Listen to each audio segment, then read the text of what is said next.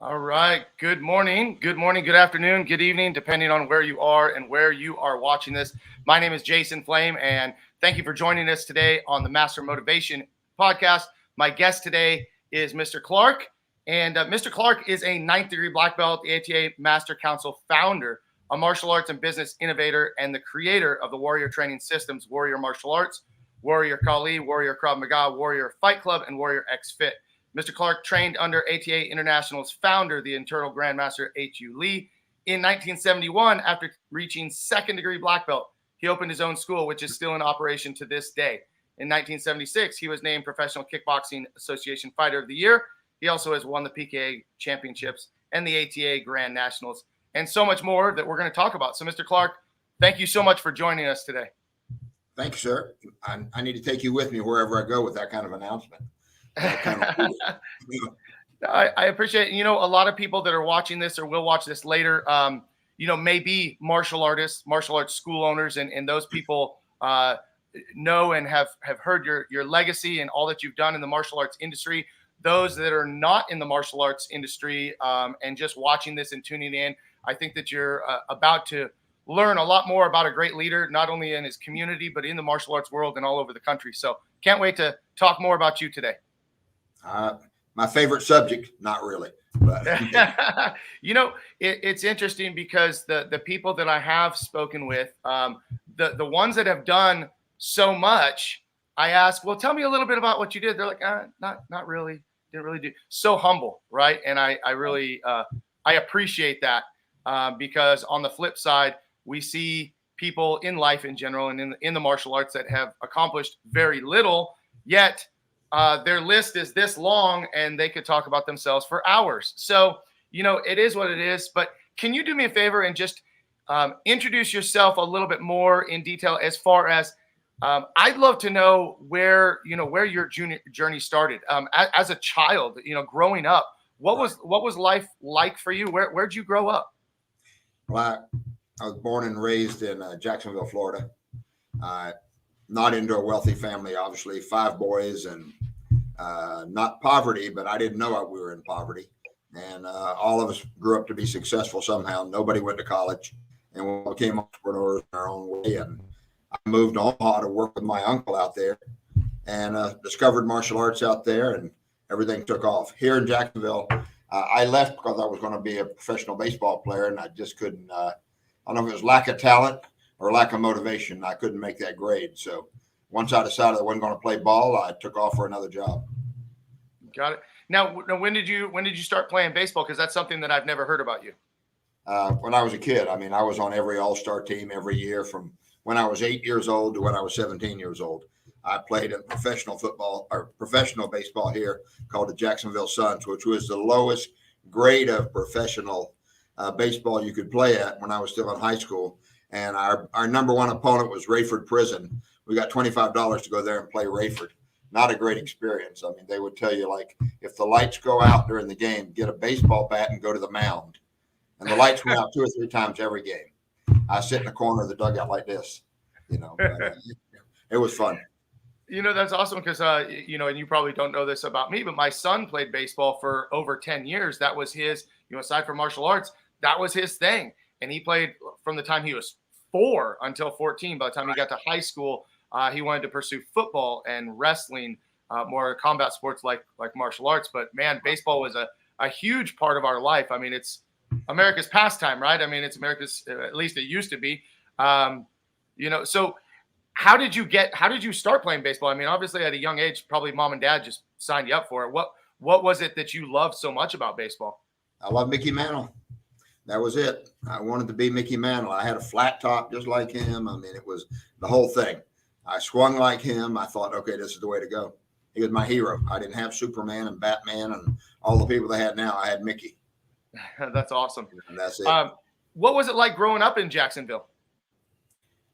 Like I said, I never knew we were poor. My father was in real estate. My stepdad owned a lot of gas stations. I worked full time. I worked for survey companies, played baseball and went to school. I worked for my stepdad, and he owned Phillips 66 gas stations. I don't think they're out anymore, and I worked in those all the time. I just worked all the time.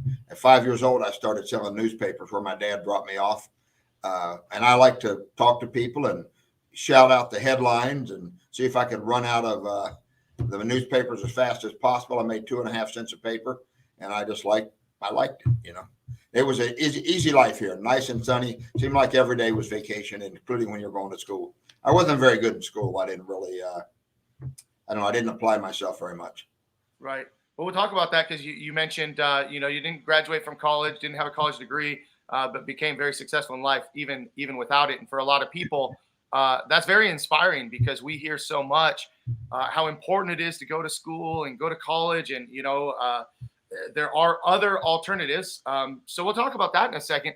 But you talked about working at 5 years old. Was that something where you just kind of that motivated to work? Or did that come from, parental guidance?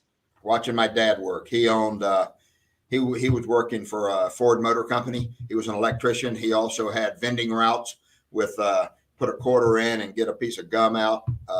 He had vending routes all over the place. I went with him and got the money. And when I was 5, he said, okay, you're old enough to stand in the corner. So I went right in front of a drugstore, get 20 newspapers a day and stand there and scream the headlines, and they'd buy them because I was little. And like I said, I thought that was part of life. I didn't know any different. I didn't know it was unusual to sell newspapers at 5. I didn't know 5 was too young. It probably is today, but in those days, you couldn't call when it was time. You just picked me up 2 hours later. Yeah, I think these days, 15. Arrested. Sorry, it was cutting out there, but it's funny you say 5 is too young. I think sometimes 15, 25, maybe even 35. Some people still don't want to work at that age, but like you said, it came from watching your dad. I told you before we got in the interview, I'm here in Utah visiting my parents, and that's my work ethic came directly from watching my dad work and watching him. He was in construction, and looking back now, like I got involved in martial arts because I didn't want to be in construction, but as a young kid, going to work with my dad was like the best thing in the world. It was so cool because watching your dad work, it shows that powerful side, that work ethic that is so impressive. And I remember getting paid for picking up nails and sweeping up on the jobs, and that was just a good time, and we learn that work ethic, and it carries with us the rest of our life. So, you played baseball for a bit. When you stopped at 17, I think you said. I graduated high school when I was 17, and I took off for Omaha. Got it. My girlfriend at the time and I took off, went to Omaha, tried to work out there, and didn't work for my uncle. Ended up working for a couple of different companies. Oh So Good Food Company. I was the marshmallow cook, and I washed all the bottles so they could fill it with. If you ever eaten marshmallow, that's how I started cooking marshmallows and liquid marshmallow you put on spreads. Did that for a while until they fired me on Christmas Eve. So anyway, they got another job at a printing company, and then got a great job at a company called Continental Can Company, where we actually printed beer cans, and all the metal cans we printed on them. And that was a great job. I was making more money than anybody I knew. I was making about $25,000 a year and had 4 weeks vacation. And that was back in the 60s, right. 68, 69. I was making $25,000. That was a tremendous amount of money. Nobody I knew was making that kind of money. I lived less than 5 blocks from Warren Buffett. So I didn't know who he was, but I found out later that he was the guy in the house up the street driving the old truck. So it was pretty cool. Nice. So you left your hometown to go to Omaha to follow a girl. No, I took her with me, much to her chagrin. I left her there later. So yeah. Okay. She's still there. Got it. So how did you get involved in martial arts? When did you start martial arts training? I was working for a company called Oh So Good Food Products, like I told you. And I had to open up at 5:30 every day. And I got robbed one day. And I was opening up the door, and a young Mexican kid came up behind me, and he had a gun, and he tried to rob me. At that time, I had 53 cents in my pocket. So I gave it to him. He said, "You're worse than me," and he gave me $2. So it was a funny thing. That's all I had. I had 53 cents. You need 50 cents to get back on the bus. He gave me $2, and that day I went down to the YMCA after work, signed up for Aikido. That's where I started. And it was right near where I was working at the YMCA. So wasn't why. I just had always wanted to. When I was a kid, I wanted to. I knew one kid that took karate, and he was a friend of mine, Richard Napier. And I watched him in a fight one time. I said, I got to learn that. Because I boxed in the neighborhood, but he did one punch and knocked this guy crazy. I said, I want to learn that. it was not a rough neighborhood, but it was on the west side, and everybody fought, and you fought all the time. So, and that was a different time too. Growing up in that decade versus now, fights and violence is so very different. In a lot of ways. Different, right? Yeah. So you started. Go ahead. Oh, I'm sorry. You started in Aikido. I started in Aikido at the YMCA. And how long did an advertisement on the TV series Kung Fu, and it said the first 10 callers win one free lesson. I was on the phone, and I was probably the 2th caller, but they told me I was one of the first 10 callers. Went down, took a lesson. They had a guy that was such a fantastic program director. He signed me up for a 2-year program. He saved my life. That the salesman saved my life long before the instructor did, and people kind of overlooked the program director's job. His name was Rad Mitchell. I'll never forget him. I often looked for him years later to try to thank him, but he'd moved to the Bahamas or something and died. But his name was Rad Mitchell. He was the most professional influencer I'd ever met in my life. And I learned how to enroll people from him later on when I left Omaha. But that enrollment changed everything about my life. He charged me $44 a month for a 2-year membership for the complete self-defense program. And later I found it was 11-page script that he just delivered like it was a great play. I mean, it was well practiced. I found out later when he showed me, he rehearsed every hand gesture. He rehearsed every eye lift, every smile, every gesture. It was like I watched a great performance. And at the end, I was tripping over my wallet. I don't know if I could afford $44 a month in 1968, but that's what I signed up for. And I signed a contract at that time. I didn't know schools didn't have contracts in those days because Master Richard Reed's and H.U. Lee's did in Omaha. So. You brought up something. You said something that I think is, very profound as you're talking about sales and being sold, so to speak. Because in our industry, that's often frowned upon, looked down upon. That the sales is the evil of the martial arts. But you said that program director saved my life, because if he wasn't good at his job, you may not have signed up in martial arts. And if you didn't sign up in martial arts, you wouldn't have received all the benefits, not just the self-defense, but the confidence and the goal setting and everything that goes along with martial arts. Right. Can you talk about that? Because I know that this is something where you're really passionate in our business of how important it is to be able to sell what we offer. I mean, if you can't influence people to make a great decision, if you believe in your product, and I really believe in the Warrior program that I teach, if you believe in your product and you can't influence people to get started, because people can't make decisions, they need help. You understand that every single time there's an interaction between people, there's influence going on. When you get engaged to get married, that's an influence. You either did all the pre-stuff and you did it right. Excuse me, I have to do something. Yes. Okay, I can keep going. You have to be able to influence people. So, and I think that's just that. If you can influence people, you can be successful, not only in our business, but in any business. That's the key to life. If you got children, you better be able to have influence with them. And it's a learned skill. You can't just wing it. So we train on influence all the time as instructors and as program directors. So I think it's the most important part of our business, much more than marketing. And marketing is important, but much more than teaching the class, because if there's nobody enrolled, you don't get to teach. That's right. Well, that's a very key word to put with everything that you just said is being able to influence. And that's really the whole purpose of this video can we somehow, influence someone to make a better decision, or influence someone to make a change, or influence someone just to reflect, and will it inspire them enough? Will it motivate them enough? But influence is the key word. Back to martial arts. So you started in 1968. You did Aikido. Then you got signed up on that 2-year self-defense program. That's when you got involved with the ATA. Is that correct? There was no ATA in that time. It was a Midwest Karate Federation. I was involved with them before they were ATA. Okay. And what's funny is 6 months later, I was a chief instructor at that school.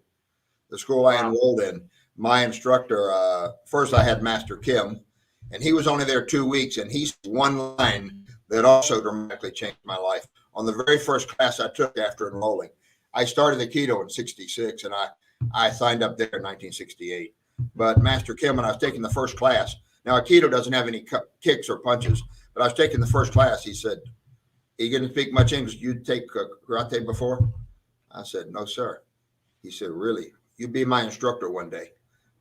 That at that moment, because he was up front and everybody was bowing, and he was a very strong looking character in front of the class. And he told me I'd be an instructor one day. I had no clue what he meant, but here's the funny thing. I went home and took a 4-month leave of absence for my job because he just told me that. I won't suggest that this day and age. I didn't know he meant one day if I was the instructor, he wouldn't have to teach. That's probably all he meant. And I could sidekick from day one. That's what he saw, I guess. But that also, I was very fortunate that he said that. And I wondered if I said that to every one of my students, if I could influence them the same amount. If I just said, you're going to be one of my instructors one day, if it would change all their lives, because it changed mine. I just took him at face value because he was in front of the class, and it changed my life. Most people have heard the story before. It's absolutely the truth. He was fired 2 weeks later. Thank goodness I signed up before he was fired. And then a gentleman named Fred Van Akron came in and taught the class until June of that year. I taught all the classes. I was made chief instructor as a brown belt. Wow. Wow. What is it that you think that he saw in you? What was it that made him and how did he make you believe that he believed in you? I think first off, because we know if you put somebody in the front of the class, that's power up there. That's why no martial arts instructor should ever quit teaching, because the power is in front of the class, not sitting in the office on your butt. The real power is in front of the class where people know you're the man. I think because I saw him as that, his broken English, and the fact that he addressed me directly and said that, I didn't hear him say it to anybody else. He could have said it to everybody. I don't know. It sounded very profound to me as I was working in a factory at Continental Can Company. And he said, you're going to be an instructor one day. And it wasn't long after that. I was working at Continental Can and teaching all the classes. I think it was because I could sidekick from day one. That seemed easy to me, and everybody else looked like they were having trouble as white belts. There were 40 adults in the class in a little tiny school. And they were enrolling them from that TV commercial left and right and left and right. I think I could just do the techniques. That's all you really needed to do in those days. You just needed to execute the technique so you could demonstrate it. I think that was it. I knew I could sidekick from day one because it seemed so powerful from the first 2 or 3 times I did it. So I think he just saw technique and said, okay. I don't know why he said it. Later on, he had his own school in Omaha, and I had never bothered to address him again, but I should have probably. Because between Rad Mitchell and him, my whole life went sideways and crazy and wonderful. Yeah. Well, I think it's a powerful statement too, to have someone believe in you. And I know that I had that same feeling when my instructor asked me to teach for the first time. It was just this sense of, wow, he believes here he is, like you said, in front of the class, he's the man. And now he's asking me to be in front of the class and to be the man. And that's a powerful feeling when someone has that kind of belief in you, and then to allow you to, take over their school or become chief instructor. And I think it's something that every martial arts school owner should really think about, learning to believe in people, because there's a lot that are unfortunately on the other side where they are too afraid to allow somebody else to be the man. They're too afraid to completely step out of the spotlight and raise someone else up. I mean, as a 20-year-old kid, I can tell you that I love the spotlight more than anybody else, but to give it to somebody else, I don't know yet. But it was as I matured and as I learned how important that was, I think that that's a good lesson for any school owner to really be aware of people and be aware of their power and allow them to rise, allow them to grow, allow them to shine. The only real retention in the whole world is someone becoming an instructor. There's no other retention tool. The people that make a lifetime out of martial arts are instructors. So why don't we let everybody teach? Right. The only retention. There's nothing else. I never, until you just said that, I never really thought how true that is. I mean, if you want to keep people forever, let them teach, right? So get everybody to teach and have the systems in place to get them to learn how to teach, because not everybody knows how to teach yet, but everybody can learn how to teach. Right. Well, if it's real simple to teach, if you got a simple system, if you make it too complicated because you want to dazzle people, that's a different deal. But if it's real simple and you got a system, they should be able to watch and follow. If you're making it up every day, it's more difficult to teach. But if you follow class planners like I do, I just hand them the class planner, teach this with enthusiasm, and we give them feedback on their teaching, the 4 quadrants. I mean, people will do their best if you allow them to do their best. That's a great statement. Can you share with us those 4 quadrants of an instructor? Well, this is 4 quadrants of having a great class. Number 1 is there's no martial arts without structure. That's number 1. So the class has to be structured. Number 2, you have to teach rapport. So I watched the 10 steps of rapport. Then you have the black belt points, which is what the class does. And you have instructor points. That's the 4. So instructor points are what the instructor does. The student points are what we teach. The structure is how they line up, how they move, how they bow, how they pick up their bags, all that kind of stuff. And rapport is common 10 steps of rapport. Use their name, look their eye, 3 touches per class. And we made those, and I came here in 74, 75. We developed our quadrants. You take a sheet of paper with 4 quadrants and you watch a class, and every time they do anything, you mark it down. And at the end of it, you talk to them. You don't say, hey, that class sucked, or hey, that class was great. You say, look over here on rapport building. You did it a lot, but up here under structure, there really wasn't any structure to the class. Here's what I want. So you can correct people instead of just going, hey, that class sucked. You know.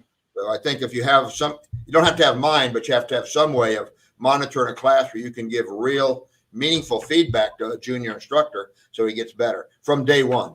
You don't just let them go wild, and when everybody quits, you complain, you know. Right. Well, like you said, meaningful feedback is important. How did you feel when you started teaching, or maybe not necessarily how did you feel? What was that experience when you took over as chief instructor of that school? It's a funny story. So after Master Kim was fired, they brought Fred Van Akron from downtown. He was the chief instructor. I think he was a 4th degree black belt at the time. And so he taught different than the Koreans, of course. He taught much rougher because they didn't want you to hurt anybody and make them quit. Fred taught real rough because he was a rough kid.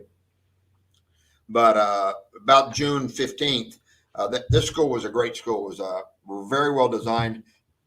Sauna bath in the men's, sauna bath in the women's. After the noon class, we were sitting in the sauna bath afterwards, cooling down, had a sauna bath. And he said, Bill, I got an announcement for you. And I said, what is it, sir? We were all yes, sir, and no, sir in those days, and still are. And he said, you're going to be the chief instructor in this school. I said, what are you talking about? He said, I'm going to Little Rock, Arkansas. We're moving to Little Rock, Arkansas. We're going to expand down there from Omaha. And I said, well, what about Pete Shaneda? He was the best guy in the class, best guy we'd ever had, a 3rd degree black belt. He said, I asked Pete. He said, no. I said, how about all those 2nd degrees in class? He said, when I ask you, I'm scraping the bottom of the barrel. Believe me, I've asked everybody else. And I got, by default, I was the only guy that would take the job because I worked at night from 11:40 at night till 7 in the morning. So I was able to teach all the classes and keep my job too. I took it. It never gave me a lesson plan. I just knew there's only 5 forms, 10 one-step sparring and board break. That was all there was. There wasn't all the stuff we have now. I knew the forms up to brown belt. The first class I showed up to teach was a high rank class, brown and black, and I was the lowest ranked person. That didn't go over that well, believe me. So a lot of them quit and went downtown school, and I just kept going. And we still had Rad Mitchell selling people. Classes were full, and I just taught what I had seen. There was no system. It was, these are the forms. If they're this belt, teach this form. 15 minutes of forms, 15 minutes of one step, 15 minutes of warm up, and then 15 minutes of sparring. That was it. That was an hour class. I had a clock I could teach, you know, so it wasn't that difficult. It's much more, not complicated, but much more duplicatable now, except then you needed the personality, you needed to want to do it, you needed to like people.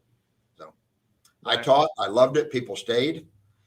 We made a lot of money. It was a little different in those days. If someone didn't pay, the instructor had to go collect because they were on contracts that we'd sold to a finance company. And so if the guy didn't pay, we had to reimburse them what they'd paid us. So I'm sorry, you're 1 month behind. I'm here to collect the payment.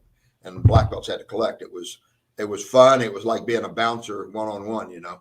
But it was much more difficult then than now. There's so lucky now you have companies that collect the money for you. You know? Right. And so what happened next? How did that school continue to grow? And you talked about being part of it before there was ATA. So how did that? While I was there, when they moved Fred to Little Rock, then we weren't Midwest anymore. because we were Midwest from schools, from Omaha over to Iowa down to Lincoln. And we didn't have that many, a lot of Korean instructors. When we switched to American Taekwondo Association left, we only had a few schools left. Our Master Robert Allemeyer, myself, Grandmaster H.U. Lee and his brothers. And then I moved down to Jacksonville because they had two schools and they merged them into one school in Benson, Nebraska, which is right in the middle of Omaha. And they moved it into one school, and we had a great judo instructor, and I had great students that could take over. And he asked me, he said, we're trying to expand now. Where do you want to go? And he just told me, he said, okay. I said, I want to go to my hometown. It's too damn cold here. He said, okay, go. And so I put in an ad in the Yellow Pages, if you remember the Yellow Pages. Yep. So I put an ad in the Yellow Pages 6 months before I moved and hired an answering service. Master Reed had me hire an answering service that took phone calls. I had about 900 high quality leads before I ever went down and opened up. Oh, wow. And I went down and the answering service gave me all the leads. I looked at them. I saw where all the leads were, and I put a school right in the middle of it. My dad found me a place. I leased it. It was $353 a month, 900 square feet, and it was fantastic. $353 would be fantastic now, wouldn't it? That would be fantastic now. 3,500 would be fantastic now, actually. But it was a small place. Right. And so talk about the formation of ATA and how it grew from the beginning. We had one rule is when I left, I got married on a Friday night and we left on Sunday morning. And when I left to come here, try to open the school, Master Reed, first thing you do is replace yourself. So from day one, I tried to build instructors, and that helped. And that was the ATA rule: replace yourself, build instructors. So everybody else was concentrating on students, and I was concentrating on making instructors. That made all the difference in the world because I realized that we had three products: white belts, high quality black belts, and instructors. And the closer we could put those together, the faster you could grow. So I tried to replace myself right away. I continued to do my meetings on Monday and Wednesday, taught the advanced classes on Tuesday and Thursday night from 8 o'clock till whenever I got tired, forever, and then did seminars for the ATA and then later on for outside people. So my job was easy. I feel so blessed that it all kind of worked out. It all kind of lined up. It all kind of lined up like dominoes and fell like dominoes. It was just, maybe I'm just blessed. Maybe I'm just lucky. But everything kind of was in alignment for me. And I still feel blessed to this day. What were your goals in being a part of the formation of ATA, and what was your vision long term? I was so involved. I was so in the beginning, I didn't even have a vision for them. That was Grandmaster Reed and Grandmaster H.U. Lee, because when Grandmaster Reed was in Korea, he'd ask H.U. Lee to come to America. And H.U. Lee took a napkin at his house, a paper napkin, and drew this big diagram on it and put dots all over it. And he told Master Reed, we're going to open schools in all those places. And Master Reed said, you don't know how big America is. It's not little like Korea. You don't know how big America is. That's not possible. And a profound statement from H.U. Lee said, today not possible, tomorrow possible. We can do it. And at one point, we had ATA up to 1,242 schools. Wow. And that was growing. Everybody, Master Allemeyer knew his job, expand. I knew my job, expand. And the seniors' job, expand or help them expand. We were just all involved. It wasn't a planned thing for money. It wasn't a business plan. It was a plan to build an organization of like-minded people that like to teach, train, test, and go to tournaments. That was our four things. They all worked out. If you love to teach, you can build an organization. You just got to create instructors. You got to create. And how did the organization transform over the next few decades? I mean, we grew so fast. We moved from Omaha, and Master Reed moved to Colorado, and Grandmaster H.U. Lee eventually put our headquarters down in Little Rock, Arkansas, because it reminded him of Korea. And we grew so much in that region that it kind of grew like a wave just out from there.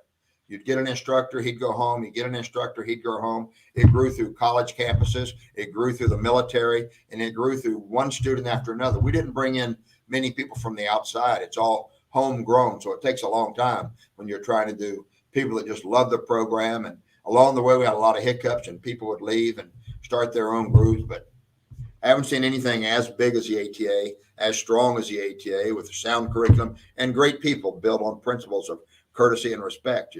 That's it. And my job was to help people innovate their curriculum and also learn how to make money in the business, because you can't really be a professional if you're not getting paid. Right.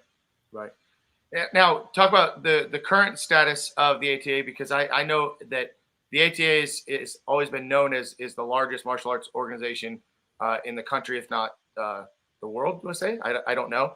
But that you mentioned that there were lots of splinters and lots of organizations that built off of that. That's kind of common in the martial arts just in general. How did you guys deal with that? Well, I mean, every time somebody left, it broke my heart, but and my instructor's heart. But people leave for their own reasons, like you just leave for their own reasons. Most of those people, matter of fact, I'd say all those people are still my friends. Most of them regretted leaving at some point.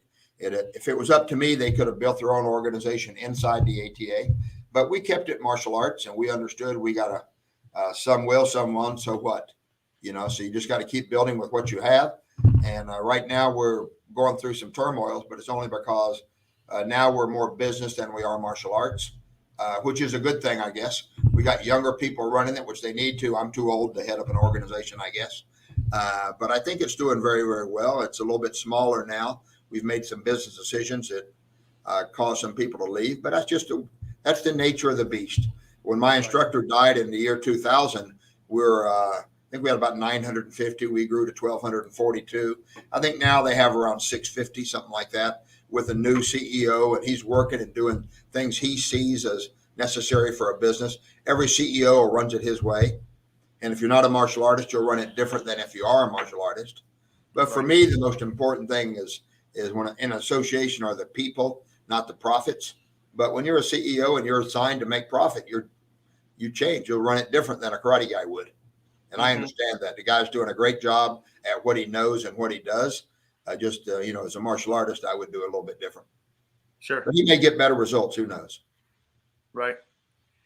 Talk about how you got involved in speaking, consulting. You got involved, the business and very early on. As a matter of fact, if I'm not mistaken, I may have heard you ask this question in a seminar that I attended maybe 10 years ago, where you asked everybody why they got involved in martial arts. And at one point you had mentioned that you got involved in the martial arts business to make money. Am I misquoting that? Not really. I mean, I don't know if I accidentally made money or discovered you could. When I was still in Omaha teaching at the school, at Christmas, Master Reed asked me to his house, and I had never actually seen a house like that. And Master Reed lived in a giant mansion in a mansion area. I'd never been in that neighborhood before. I went in his house, and at that moment, I said, this is what I'm going to do. Before that, when they paid me to teach, I laughed in their face. I said, are you crazy? I'll do this for free. Mm-hmm. I would do this forever for free because I had a great job. They said, we're going to pay you $53 a week to teach all the classes, which was decent money probably in those days. But and I didn't ever think of it like that till I went to his house and I said, wow, I can do something different. Like if I do this one, his house changed my attitude about it. Then I just had to discover how to do it. I never knew there was really that much. I didn't think of it as profit when I was teaching all the classes. And he changed my mind where I could see there's a possibility for this to be a career, like a doctor or a lawyer.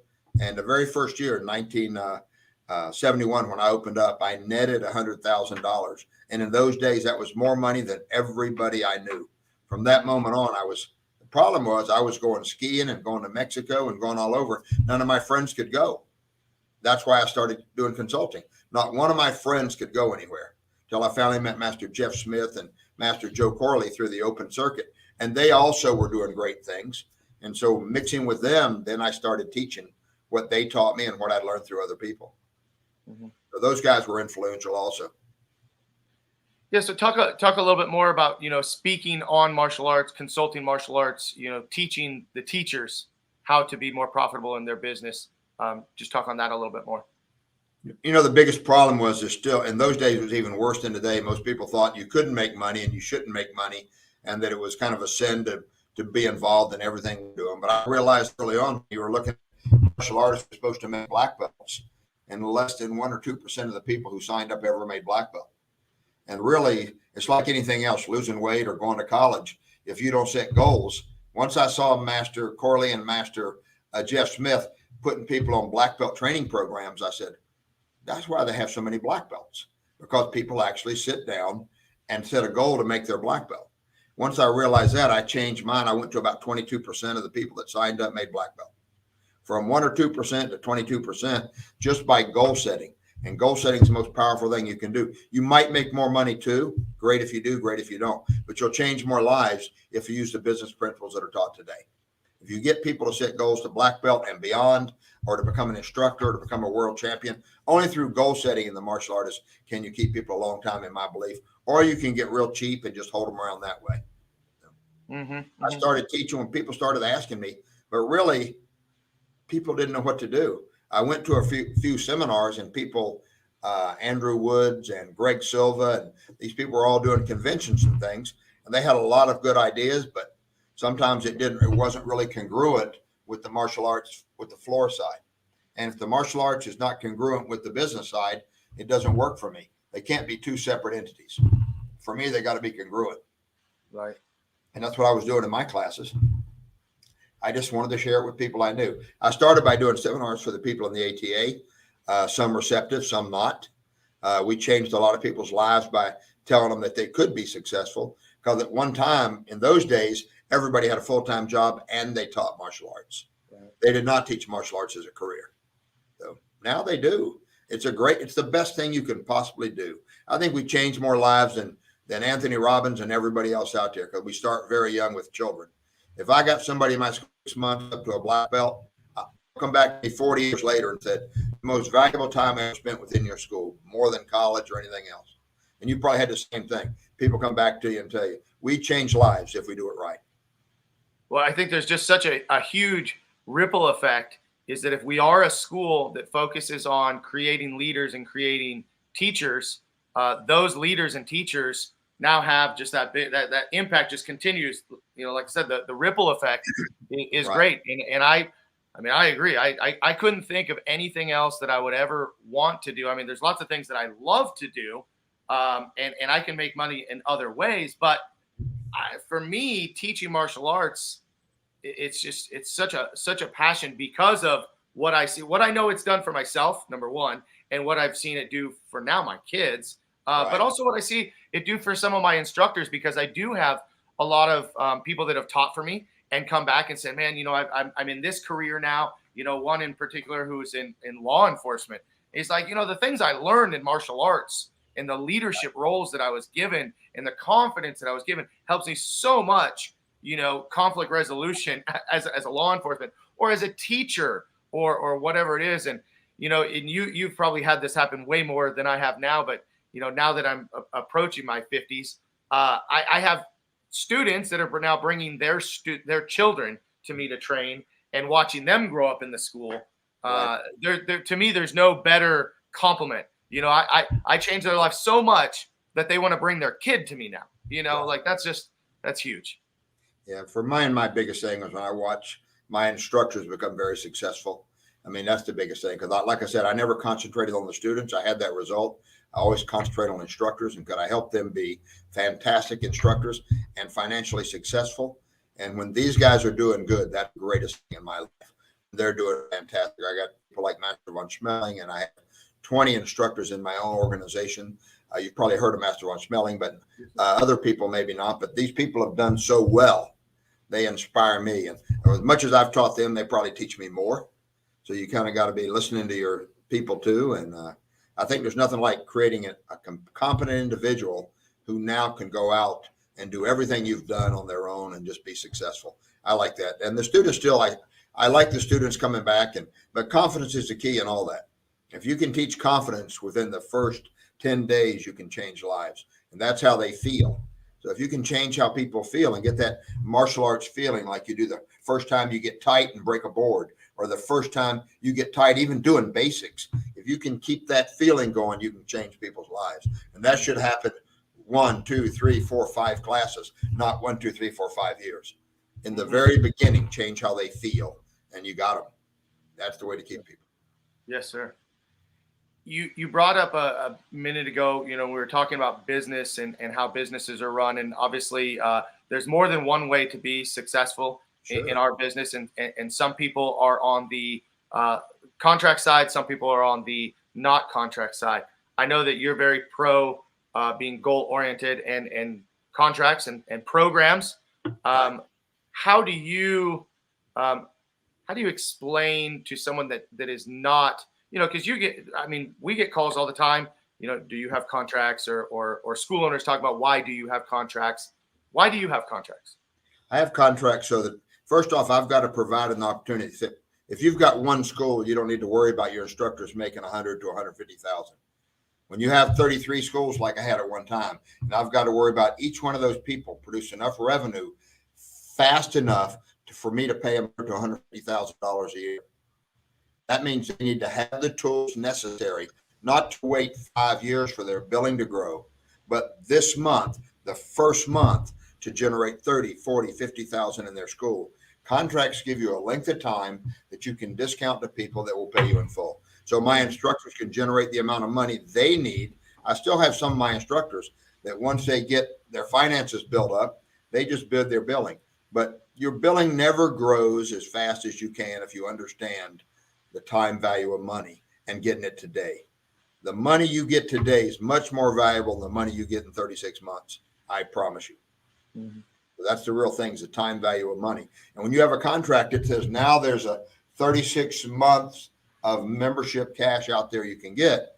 If I slightly discount it and give you a few benefits, you get a cheaper price, and I get to reach my goals this month instead of waiting 3 years. That's, if you got one school, you don't need to worry about that. If you got 15, I'm getting ready to open up one more or two more down south. Within 90 days, I need to get that instructor to 8,000 to 10,000 a month. You can't do it the way that a lot of people want to do it today.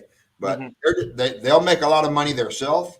But for me, I told you in the very beginning, I try to produce instructors that are highly successful. Right. That's the difference. There's no wrong way to do it. If you're going to do multiple units and you want to pay the people a high amount of money, higher than normal, you've got to give them the tools necessary. That means a lot of marketing. How do I enroll people? How do I set goals? How do I keep the students so that they, again, go out and open a school or help you teach, or you can buy your freedom when you have great instructors with you. Right. So that's the difference. I don't think there's anything wrong with no contract if you're going to do 1 or 2 schools and you're only worried about getting paid yourself. If you're worried about paying the chief instructor in each area of your business a high amount of money, it doesn't work. It doesn't work as fast. Does that make sense? Yes, sir. Work. My opinion is everybody who doesn't become an instructor quits. Everybody quits. At some point, right? At some point. And I've had friends that do 96-month memberships. Wow. For kids. Parents say, that's the complete program. When you complete that program, there's no more tuition required. You don't need a coach because you'll be a coach. That's a great ending line. You won't need to coach because you'll be a coach. That's about 4th degree black belt. I do the same thing. It just takes 3 steps to get there. But I have friends that just jump right there. 60-70% of their students go right to that program. 96 months. Other people go, no, month to month to month. There's no right or wrong way. Depends on what you're trying to achieve. If you want to do multiple units and have those people survive, I see a lot of franchises now, they don't want to take a risk. So martial arts franchises. So they have people do month to month, but they never really get those people to make money. If you cash out people, here's a California story. If you cash out people, you have to put it in escrow and save it and pay. That's all bullshit. None of that's true. I signed up 20 people this month. I cash out 100% if I can. I sign up 20%, 20 people next month, cash them all out, because you're never going to be at a time like, I'm sure that you are in California, so you're trying to build your billing, right? You build your billing cash outs. We offer paid in fulls as well, and I'm a big believer in it. Okay. But yes, I think we're all trying to build our billing check anyway. Anytime we can. But 100% of the people that I enroll pay me in full. I'm happy because I made all their payments. Right. The people you have on just month to month, you don't know. I mean, you don't really know. And like I said, my goal is different. My goal is to pay my instructors a high amount of money. Yeah. And that explains it all. That's a great explanation of why, so that people understand. Moving on to the next topic, competition. You were involved in competition early years, and how long did that last for you? What are some of your greatest memories of competition? I fought I was lucky enough to win a lot of tournaments in the tournament days. Then when PKA came about, I was in the second or third PKA bouts in Atlanta, the super fights. I was the headline on the first card there. I enjoyed every bit of it. It made me no money, although sometimes I got paid $500 to $1,000 a round, which seemed like a lot of money. I would have fought then for free too. Because when you go to a tournament, you get to fight 1 or 2 minutes. But I fought in tournaments and full contact on the same weekend sometimes, if I could. I just wanted to fight. So I fought for 5 years until 76. And my instructor wouldn't let me test during the time that I was competing. He said, look, you're concerned about yourself, so you don't need to test. When you quit competing in 76, you can test for your 4th degree. So that's what I did. I competed those years. When I realized I was not going to be able to beat Bill Wallace in the middleweight division, I said, okay, that's it. So I dropped to welterweight and lost to a great guy named Paul Anselmo. Okay, I've reached my, I started a little too late. I'm glad they didn't have UFC at the time, because for sure I would have done that. But I love competition at that time. But I've now gone through 2 years of no competition. None of my students did. And I'm having a record month after month after month in all my schools, because nobody's distracted. None of the students are quitting because they got beat. None of the students are quitting because they thought they got robbed. They're not spending all their money traveling. I don't think I'll be a competition school anymore. But I spent a lot of time in that venue. What was it about, fighting in general? What a competition? What did you thrive off of? What was it for you? I think the camaraderie of going and fighting, and the only reason to win because you get to fight again. I did really good in forums. You only had forums in sparring. We didn't have weapons in those days. Later on, I competed in weapons too, but I was really good in forums. I was decent at strategy and sparring. There were a lot better people, but I could get points on them. There were a lot better technicians, but I could get points on them. So I think when you win something, you keep doing it. If I'd have lost a lot in the very beginning, I probably would have quit. But I was fortunate enough or lucky enough to win. So when you win, you like it. And I got to travel. When I was young, when you're young, do all your traveling when you're young, because it's fun. You get to go all over the world. I went everywhere fighting, and then I went everywhere refereeing for PKA after that and ISK. So, all that was fun. It's just there's a time and place for everything. And you should spend about 5 years of your life competing and having fun and meeting people and traveling. And after that, get down to business and take care of business. Yeah, for sure. That, part of my favorite part of competition in performing and some of the stuff was, like you said, the camaraderie, being around the people that you trained with. You get to train with some of the best people when you're at that highest level of competition, and it gives you, for me, it felt like it gave me a little bit of purpose, right? If I'm going to train so hard, I'm going to train so hard to compete. Now it shifted. It shifted from being a competitor to being a coach, and then being a coach of, more people. Tell me about the nickname that's on your shirt, right? On all the pictures that I see when you were a kid. Come on, tell me where that came from. Okay, there was a famous instructor in Florida called Mike Foster. He had an organization called Yoshikai, and it was all Japanese Goju guys, and they were all trying to kill everybody that came in. They didn't allow other people to come in. Nobody from the outside could compete in their tournaments. And I had a roommate that was one of their black belts, and he asked his instructor if I could come in there and compete. So I went in and competed with him in the first tournament, the second tournament. By the third tournament, he gave me a T-shirt with balls on the front of it, then introduced me as Bill Balls Clark. Then nobody would let it go. I knew that wasn't a name I wanted when I was this old. I didn't want to be this old, and I knew it wasn't a name that I could use in front of it when they switched to teaching kids. But he announced me at his tournament, because I was a Taekwondo guy in this Japanese tournament. It was unheard of. No, they were all trying to break your stomach, break your ribs, and I was trying to kick him in the head. And he and Mike Foster, Master Foster, enjoyed it, and his students enjoyed it. I was very close with a lot of people in there, and they were great, really great people. Yeah. I'm sorry to cut you off. There was just no, ATA didn't have any schools in my area at the time, so I had to compete everywhere else. And my instructor told me, go everywhere, learn everything, bring back what's good, and that helped me. But that's how I got the name. It's just he gave me the shirt, and I walked out with it on, and he introduced me. So it was fun at the time. I'm not sure it was very good for the kids, but people still call me that today. And it's pretty classic.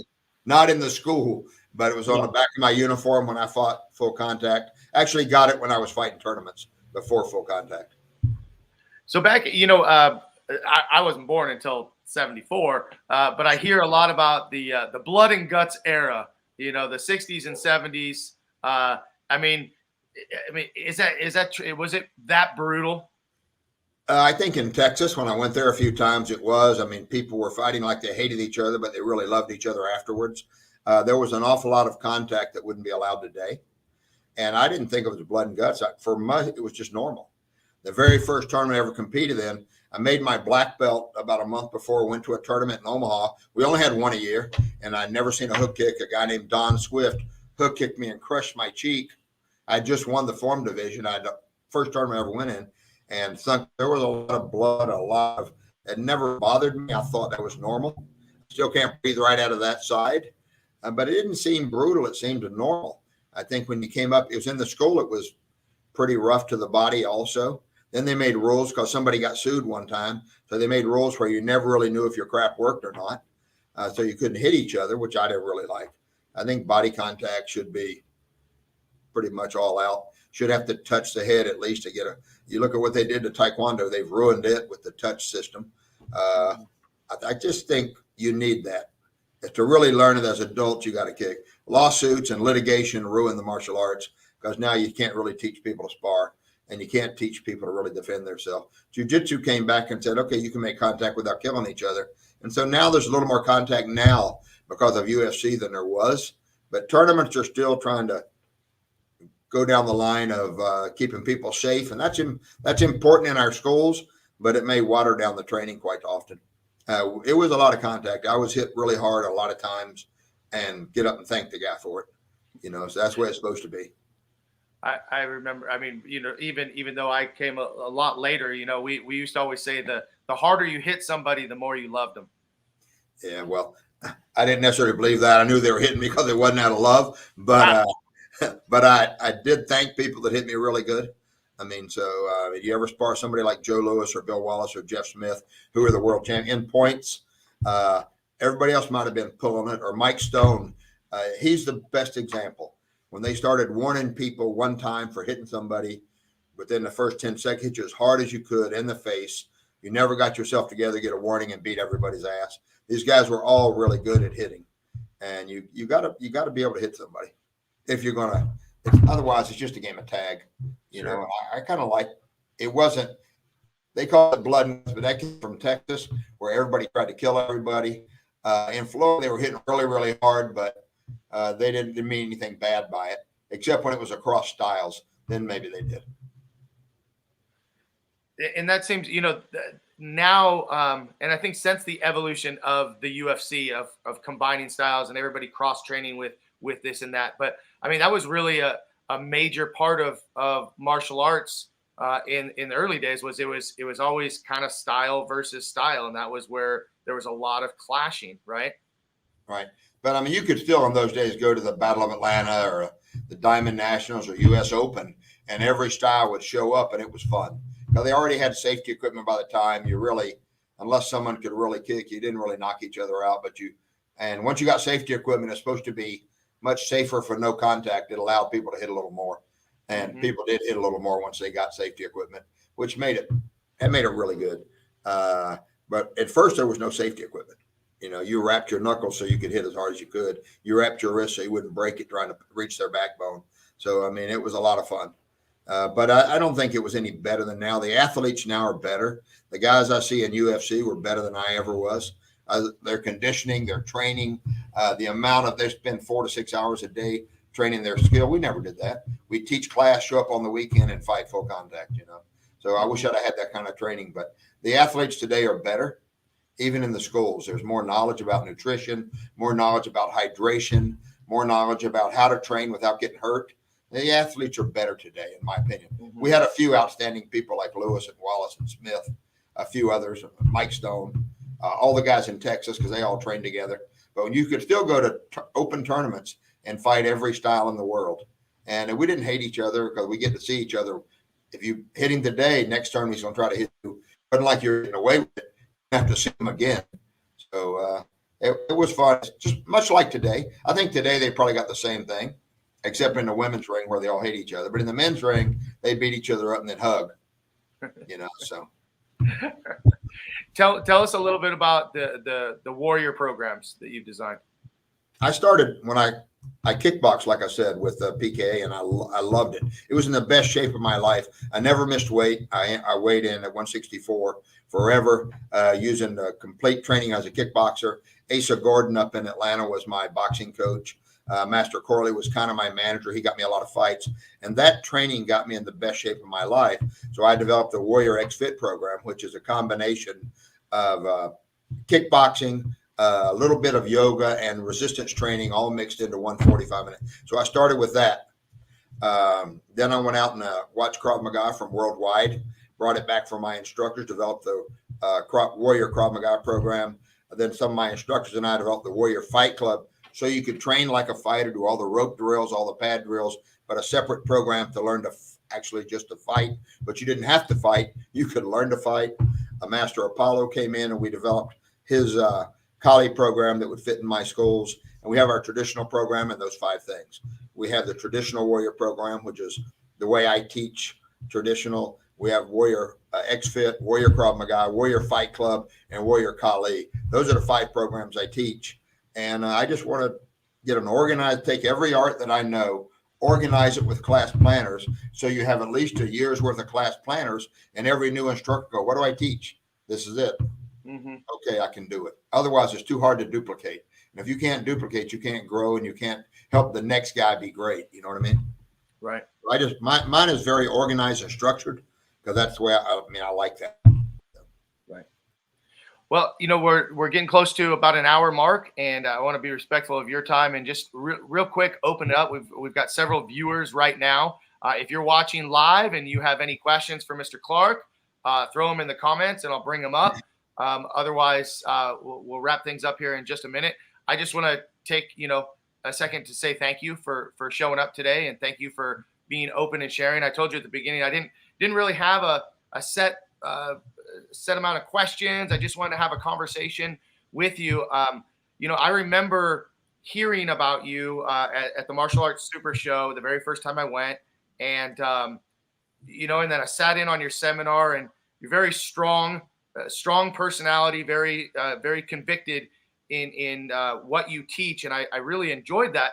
And at the same time, I was very intimidated for a long time. And it was until just a few years ago, and I don't know if you remember this, but we sat down in the lounge at the Maya booth with Ernie Reyes Jr., and we were just having a casual conversation like this. And I was like, holy shit, like Mr. Clark is just super chill and cool and way more humble than I thought, because sometimes we put people up on a pedestal and we're afraid to have that conversation. We just hold them there. But I just want to let you know that I appreciate you, and I love everything that you post on Facebook. I know that you have strong feelings on a lot of things, and we won't bring it here today, but yes, I appreciate it. I love it. Kevin Kowalczyk, he's out in Colorado. He wants to ask you best advice for running multiple locations, systems team, etc. I think here's the one secret to open up a location. I don't ever open up to get market share. I don't open up another location to make money. I open up each location because I have a team or an instructor that's ready to go, that wants to make a career, that's already trained. I don't go out and find a location and then look for an instructor to fill that. If I have a team that's fully ready and they're trained, I will open up a location with them or for them or under me. But that's, if you expand for the right reasons, it won't be a problem. It doesn't really look, all the curriculums work if they're organized. All the sales system everybody teaches work. I'm not a consultant, but I used to be one, but there's a lot of good consultants that give you a system. Here's the secret. They all work. The problem is doing the system. That's what the secret is. But if you'll concentrate on instructors first, if you get the team ready, open up as fast as you can. I would say most people should really consider whether they should open up or not, or try to maximize one location, because multiple locations are not for everybody. There's not that many people in the country with over 3 or 4. And only why? Because they're difficult. It's difficult to deal with people and the fact that they don't want success as bad as you do. Mm-hmm. And you'll wonder, why don't they want more money? Why don't they want more success? They do, but not that bad. That's the secret. So if you can deal with the disaster of people lasting about 5 years and then quitting and you're left with no instructor, do it. Or learn to maximize. I had one school, and there's several schools in the country that in 2,400 square feet did $1 million last year. A lot of money in one. I know people with 4 schools that don't do $1 million. So I think figure out why do you want to expand, get a real good reason to expand, and then create instructors. If you do that, you can do anything you want. Make sense? The other thing on the Warrior program, we just certified 263 instructors last weekend in my headquarters building. So people are interested in how to teach all these things. Love it. I love it. Cool. Well, thanks again. Thanks for the conversation. Thanks for the time, and thank you for everything that you've done in the past and continue to do. Thank you. Hope we said something that'll help somebody. I think we said a lot. I think you said a lot of stuff that will help people. So hopefully people will watch this back. I'm going to go ahead and share this with you later, and you can share it with your team or anybody that's interested in watching back. But I just want to remind everybody that I will be here again next Monday at 12 o'clock Pacific Standard Time. I'm in California, so we do it at noon every Monday, and I'm looking forward to upcoming guests. Thank you, Mr. Clark. Have a great day, and I hope to see you soon. Yes, sir. See you at Maya. All right. Take care, sir.